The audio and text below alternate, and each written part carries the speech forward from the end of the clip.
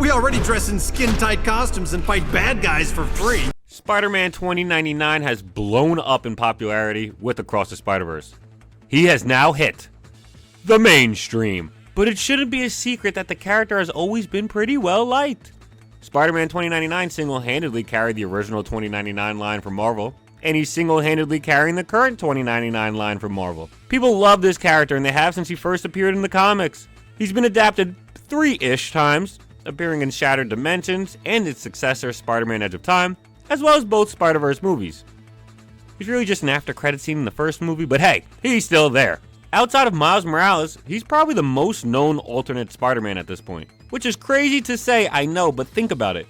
No other Spider-Man has headlined a movie like he did, aside from Miles and Peter. The only other Spider-Man variants that are close in popularity, where it's arguable, are Spider-Gwen and Ben Reilly. Ben Reilly isn't known to the mainstream like everybody else since he hasn't headlined a big production. Spider-Gwen, however, it's a fair argument. You know, I'll hear you out. But personally, I would say Spider-Man 29 is much more popular due to how big he was in the 90s, plus having multiple game appearances. Across the Spider-Verse really blew the lid off this character's popularity, though. It was like just jam-packed into like a glass jar. All this potential energy was just waiting to come out, and you open the lid just a little bit, and boom! The whole cap blows off because this character exploded in popularity. But is this really Spider-Man 2099?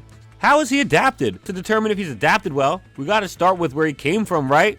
The 90s comics. Let's go. In my opinion, one of the best runs of any character in Spider-Man mythos, Spider-Man 2099's original run. It's very different tonally from your mainline Spider-Man. He's still funny, sure, but he's way more standoffish and curt about it. Very cynical in the way that he quips as well and roasts people. Not nearly as lighthearted as Peter is. The character is taken way more seriously as a whole. Miguel O'Hara is a scientist working for a super evil corporate company called Alchemax that was trying to replicate Spider-Man's abilities in another person. Spider-Man has been dead for a while, but with some of his DNA, they hope that they can make a new Spider-Man and use him for corporate espionage. If they had someone with Spider-Man's powers, what other corporation could stand in their way? He could break into any facility nigh undetected. He can steal information and destroy all their property. He could be a complete and utter menace to any company he is tasked with taking down. So Miguel was tasked with trying to make another Spider-Man. But after his most recent test, the test subject broke out of the restraints with ease and tried to strangle Miguel O'Hara. And then Miguel's boss was like, wow, great signs of strength. You should jot that down. The strength is definitely improving. And that was like the last straw for Miguel. He's a bright mind and he can work elsewhere without having his life endangered and without doing sketchy, unethical experiments. When Miguel O'Hara informed his boss that he was leaving, his boss Tyler Stone drugged him with a drug named Rapture, created by Alchemax. He slips it into Miguel's drink. This drug is a crazy hallucinogenic drug that is also so incredibly debilitating. Without treatment, one could literally die from the pain of the withdrawals. Who has the one cure?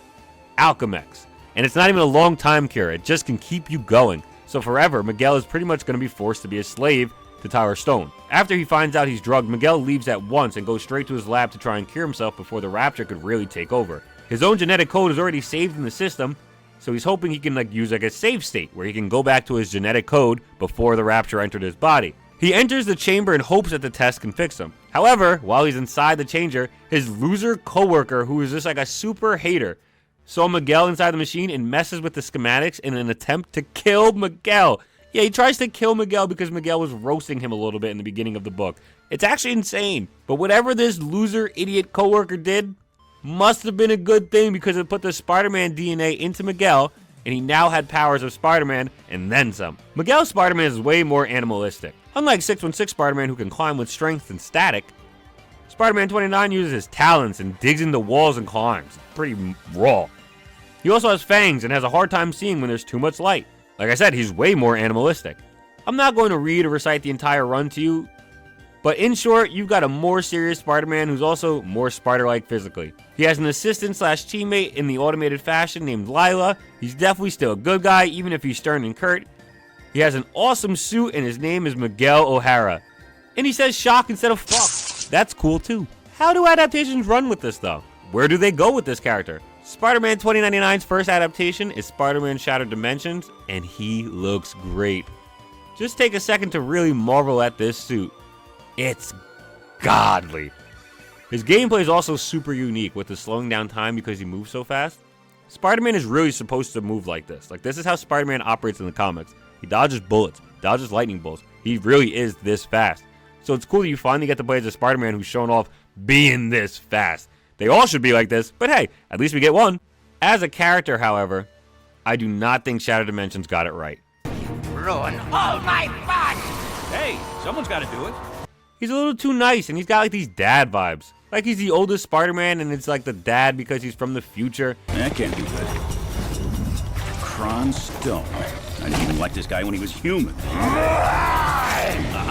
You didn't say the magic word. In actuality, this is not the case at all. Like Miguel, like I said earlier, he's very cynical. This version doesn't feel that way though. He feels like a super duper good guy, and he's super wholesome. Almost more wholesome than Peter B. Parker. The voice acting didn't really help either. Dan Gilvezan voices him. You know him, Spider-Man from Spider-Man and His Amazing Friends. I was personally thrilled that he would come back for another Spider-Man project, but he definitely gives off more of a dad, happier vibe than I feel Miguel traditionally has in the comics. Don't shake your tail at me when I'm talking to you. I'm the last one who should call anybody a freak, but that guy is a freak. Lastly, the villains in this game outside of Scorpion are kind of just OCs. They're made up for the game. It's cool seeing 2099 Hobgoblin and a 2099 Doc Ock, but there are already 2099 villains we could have used and had it feel way more authentic. Venom 2099, Vulture 2099, these guys could have been great. Some really good adaptations. But alas, all we got really was some new concepts for old characters. Overall, it's a fun adaptation, it's pretty good, but it just feels too happy, you know? Not that Miguel's not a happy person, but it doesn't give off the cynical side of Miguel I think should be shown as well. Next, we've got Spider-Man Edge of Time, which is technically a sequel to Shattered Dimensions, but this game focuses on mainline Spider-Man and Spider-Man 2099. Ultimate and Noir actually don't even show up. Pretty sad because I kind of like their gameplay a lot, but it did allow for Spider-Man 29 to get his best adaptation. I owe you, Miguel. Big time. Shocking right you do. But, well, maybe this will help even the score for everything the world owes you. Thank you. I mean that. That's right, this is the best adaptation for Spider-Man 2099. This version of Spider-Man 2099 is immaculate. He's the exact type of corporate monster I've sworn to rein in. Especially if he's mucking with time travel. The year 2099 might not be much, but it's all mine. I have a hard time believing any other adaptation is even in the same realm. The story of this game was literally written by the first ever writer for Spider-Man 2099, Peter David, and he cooked. Miguel feels like he's right out of the comics. For starters, the voice actor is now Christopher Daniel Barnes. How do you know? For shock's sake, Parker, what part of Don't Poke Around in the Archives was unclear? The amazing voice of the 90s Spider-Man series would now be playing Miguel, and Josh Keaton would replace Neil Patrick Harris as the mainline Spider-Man. Christopher Daniel Barnes has a way of making Miguel sound cynical and colder, but he's still a good guy. He still gives off all the right stuff, you know what I'm saying? He still does what's good and what needs to be done. He doesn't wear his heart in his sleeve like Peter does, and he's way more calculated and reserved. Miguel's gameplay is still incredible, his suit still looks great, and the way he's written is so spot on from the comics. You're as brave and unselfish as another guy who goes by the handle Spider-Man. You're a worthy successor to the name. Thanks. I mean that. Thanks again, Miguel. Enough with the thanks. You ready? Not only that, but the main villain in the game is actually a version of Peter Parker from the 2099 line. The real question is, who are you, old friend? Old friend? So this is where you make the big reveal and I say, holy cow, Norman Osborn, or the Kingpin, Jonah Jameson. Come on, please be Jameson. All of them long dead, I fear. Too bad they didn't have access to the anti-aging drug we developed. Does wonders for you. And I do mean you. No, it can't be. Can't be, yes. Why do people always say that? Which is actually what Peter David wanted to do in the original Spider-Man 2099 run. I really wish more games hired comic book writers again. This game is a masterpiece of a story, and the entire game was rushed out as well. This just goes to show you how when you have passionate people in charge of a Spider-Man product, it's gonna do well. No matter how short of a time crunch it is, you can still feel their passion.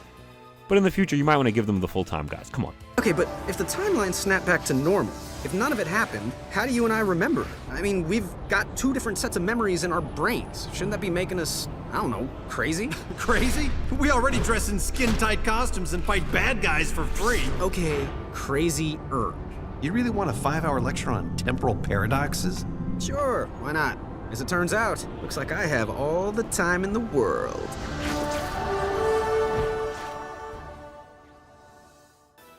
The very last Spider-Man 2099 adaptation is the Spider-Verse movies, and although this is the most popular, this is probably the least accurate of the 3 adaptations. The suit looks great, and the character is very crucial and integral to the story, but I personally feel as though they mischaracterized Miguel greatly. You don't belong here. You never did. The main thing the story gets right is they show his animal side.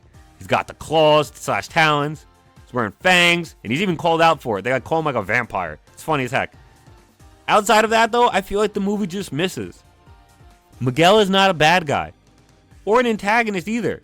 He's colder, sure, but this is an actual child that Miguel is talking to like this. Miles is a kid. I personally could not see Miguel being this aggressive and rude to a child. The suit looks good, but the dude doesn't really look like how he does in the comics. He's yoked up in this movie. He's legit the widest thing since Kingpin. He's jacked. Comics Miguel isn't like that. He's slender and thin like Peter. Really, my main gripe about Miguel in these movies is Miguel's not shown being a hero really at all. He's shown as like this guy who's trying to protect the timeline and save worlds, but instead of coming off as a hero, he comes off as a super douchebag. Okay, enough. All he had to do was listen. Why didn't he listen? You let him go. You didn't catch him, Gwen. Okay, let's all... In what I consider the best adaptation for Spider-Man 2099, Miguel gets told that Spider-Man tries to save everyone, and if he doesn't get that, he doesn't get what it means to be Spider-Man. What's wrong? It's Mary Jane. She dies. Tonight. Right there at Alchemax. How do you know? For shock's sake, Parker, what part of Don't Poke Around in the Archives was unclear? Fine, I'm a nosy Parker, but now that I found out, it's what? My job to save her? I've got enough to deal with. You can't mean that. You can't just ignore that she's in danger. Hey, I'm trying to focus on what's important. What's important is not standing by and allowing someone to suffer or die because you do nothing. If you don't get that, then you don't get the first thing about being Spider-Man. You're the one who doesn't get it, Parker. The future depends on... My future is meaningless without her. This is gonna be a huge mistake. I owe you, Miguel. Big time. Shocking right you do. But, well, maybe this'll help even the score for everything the world owes you. Miguel is also very receptive to this, realizes Peter's right, and helps him. Spider-Verse Miguel, however, heard this story from Miles and went to beat the fuck out of Miles. They're just not the same. One of these is accurate and one of these isn't. This also isn't Miguel. He's not the master of time travel or the keeper of time. He just exists in his own universe and has his own stories in that universe.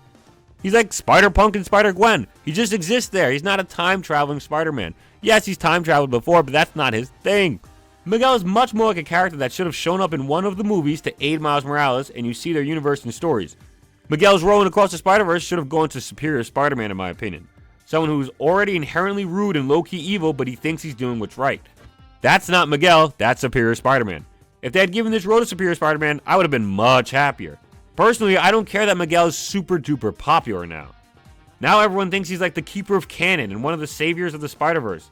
Even new comics try to replicate this and have Miguel choosing his own team for a comic spider society. The damage done to Spider-Man 2099 from Across the Spider-Verse might be irreparable.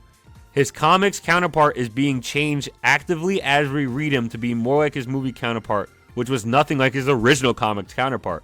In the Spider-Verse, there's already a Spider-Man that tries to keep the canon. And there's already an antagonistic Spider-Man who's borderline evil. Miguel is neither of those things. And that's why this is such a letdown. Dunk out. Peace!